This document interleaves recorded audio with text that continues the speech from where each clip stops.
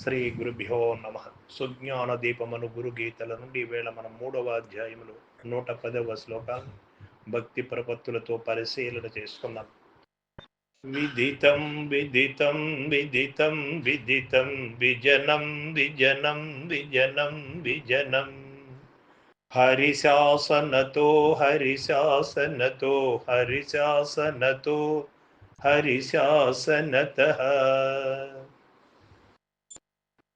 దేవదేవుడైన పరమేశ్వరుడు చెబుతూ ఉన్నాడు, ఓ పార్వతి, విష్ణువు యొక్క ఆజ్ఞ వలన సద్గురు స్వరూపము మిక్కిలి విజ్ఞాన స్వరూపమైనది. విష్ణువు యొక్క ఆజ్ఞ వలన సద్గురు స్వరూపము మిక్కిలి జన్మరహితమైనది అని ఈశ్వరుడు పార్వతి కొరకు స్పష్టముగా చెప్పాను. ఈ యొక్క గురుగీత మహిమ, గురుగీత శక్తి,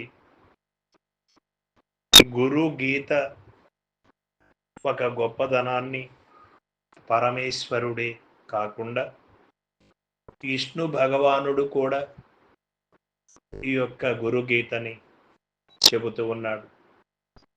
నా ఆజ్ఞ వలన, విష్ణువు యొక్క ఆజ్ఞ వలన అంటూ ఉన్నాడు. ఇక్కడ ఇది విదితం విదితం విదితం 4 మార్లు కూడా ఇది శాసనత త్రిమూర్తులు దీన్ని అంగీకరించారు.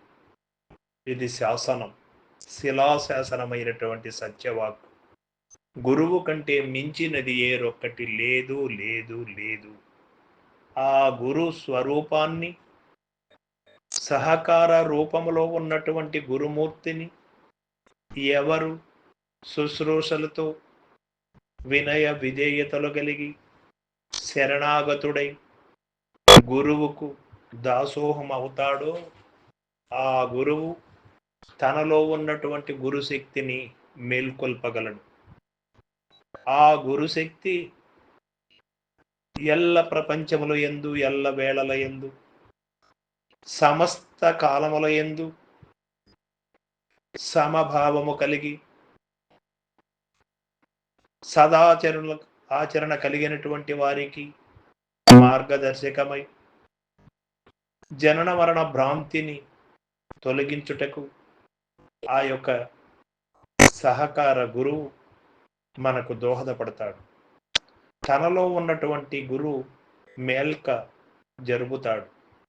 తనలో ఉన్నటువంటి గురుశక్తి ఎవరికి మేల్కొల్పబడుతుందో గురువు ద్వారా వారు ధన్యులవుతారు. ఇందులో ఏమాత్రము కూడా అనుమానం లేదు. మిక్కిలి విజ్ఞాన స్వరూపమైనది ఇది. జ్ఞానము అందరికీ ఉంటుంది, విజ్ఞానం అనేది కొద్ది మందికి మాత్రమే ఉంటుంది. గురువు కరుణ కలిగిన వాళ్ళకే ఉంటుంది. జ్ఞానము లేనటువంటి ప్రాణి లేదు. అన్ని ప్రాణులకు కూడా తెలివి అనేది ఉన్నది. అది మలిన తెలివై ఉంటుంది, మిశ్రమ తెలివై ఉంటుంది, కానీ స్వచ్ఛమైనటువంటి తెలివై ఉండదు. స్వచ్ఛమైనటువంటి జ్ఞానం ఎవరికి కలుగుతుందో వారే విజ్ఞానవంతులవుతారు, నిజము తెలుసుకోగలుగుతారు. సర్వం సద్గురు పాదార్పణమస్తు. జై గురుదేవ.